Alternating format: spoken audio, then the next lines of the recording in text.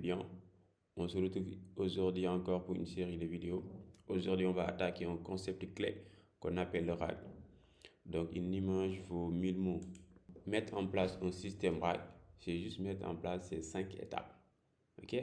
Donc, il faut garder à l'esprit qu'avant ce qu'on faisait, il n'y avait pas l'étape 2, l'étape 3, ni l'étape 4. Il n'y avait que 2 étapes.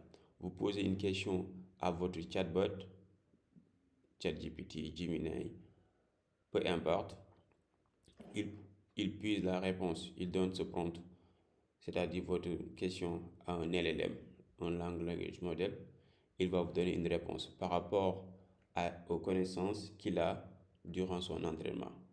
Donc, imaginons que vous êtes en entreprise et que vous avez 10 ans de documents stockés quelque part et que vous avez entendu que ChatGPT répond à des questions qu'on lui pose et que vous lui posez une question spécifique par rapport à votre entreprise. Mais il sera incapable de répondre, sauf si, durant l'entraînement, vous avez donné vos données à OpenAI, ce qui est quasiment presque impossible. Donc, il nous faut inventer une autre technique pour pouvoir répondre à cette problématique. C'est-à-dire qu'au sein d'une entreprise, comment ils peuvent ne pas perdre leur temps pour aller dans la documentation pour chercher certains documents ou avoir certains résumés et avoir un chatbot qui puisse le faire à leur place. Donc les chercheurs sont pensés sur la question et ils ont mis en place ce système. C'est-à-dire que maintenant, l'IA ou le LLM basique qu'on va utiliser, on va lui doter d'une base de connaissances. C'est-à-dire comme si vous formez un stagiaire, il faut lui montrer tout ce qui se passe dans l'environnement, il faut lui donner tout le bagage nécessaire pour qu'il puisse mener à bien sa tâche. Ok? Donc nous, ce qu'on va construire aujourd'hui, c'est un magasin de données. Donc on va augmenter le niveau de connaissance du LLM. C'est juste ça ce qu'on appelle le RAG. Donc en gros, le RAG c'est juste un système permettant à un LLM de base d'avoir plus de connaissances pour mieux répondre aux questions qu'on lui pose. Donc nous aujourd'hui on va prendre quoi? On va servir du nœud formulaire. Le nœud formulaire c'est un nœud qu'on a déjà vu ici. On va au niveau de plus, on tape forme pour aller plus vite.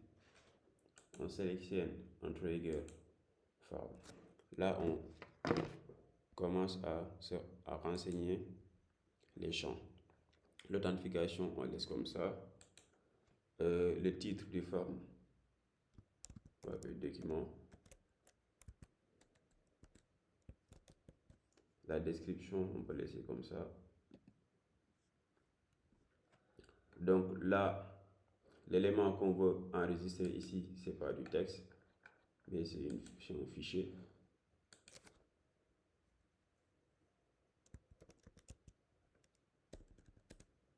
Un mélange de français et l'anglais. Une fois que ça c'est terminé, il n'y a plus de champ. Bon, les fichiers qu'il veut accepter, on va accepter du PDF. Vous pouvez ajouter autant de fichiers que vous voulez. Là, ça marche, quand ça marche, on va tester. Directement, ça arrive au niveau de mon PC. Donc là, c'est déjà bon le nœud. On récupère notre document, on le stocke où? À Pinecone. Pinecone aussi, c'est un magasin de lecteurs. Donc ici, on choisit Add document du Vector Store. Là, il nous demande de donner une credential. Je vais vous montrer comment récupérer une. Là, pareil, ça, le fait d'aller regarder la documentation et de récupérer un credential là-bas.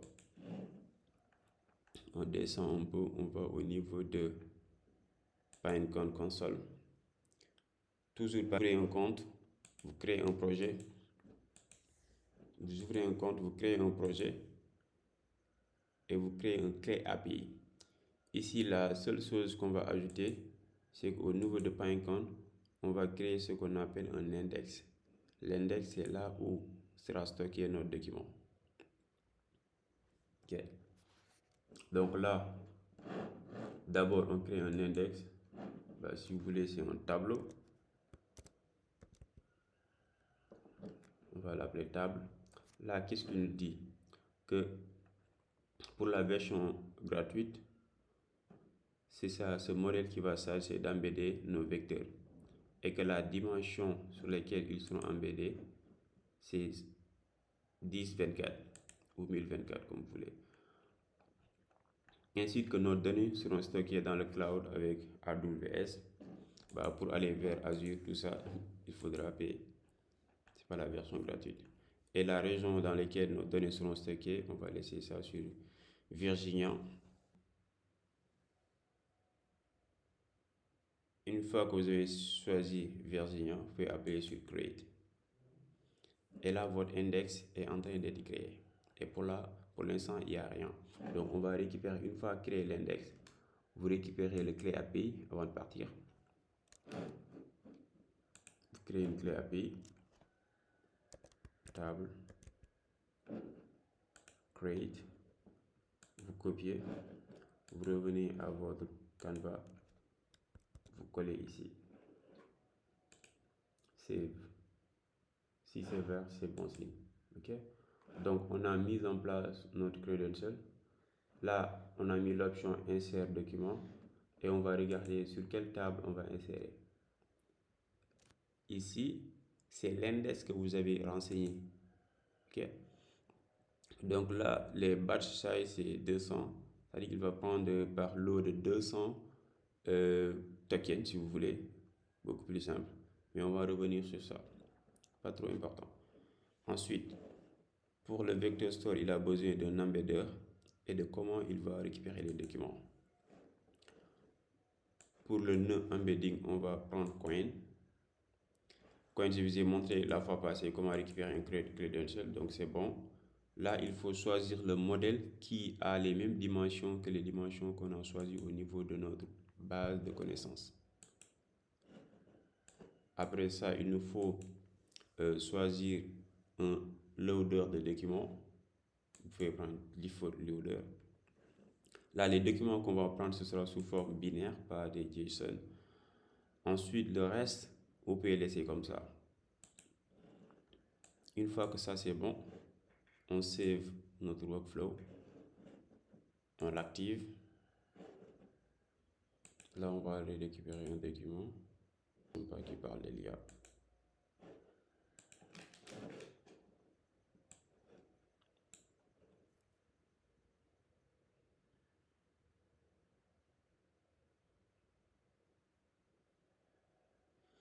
Et c'est bon, on voit qu'il a stocké tous nos documents ici. Ok, on peut revenir au niveau de Pinecone. Close. On va dans notre database, magasin de données, et on voit qu'on a notre table maintenant, il est rempli. On a nos données qui se trouvent, qui sont tous stockées là. Donc c'est bon. On a notre magasin de données. Maintenant, l'étape 2, c'est de construire un chatbot et de brancher comme outil ce magasin de vecteurs. Ce qu'on fera prochainement.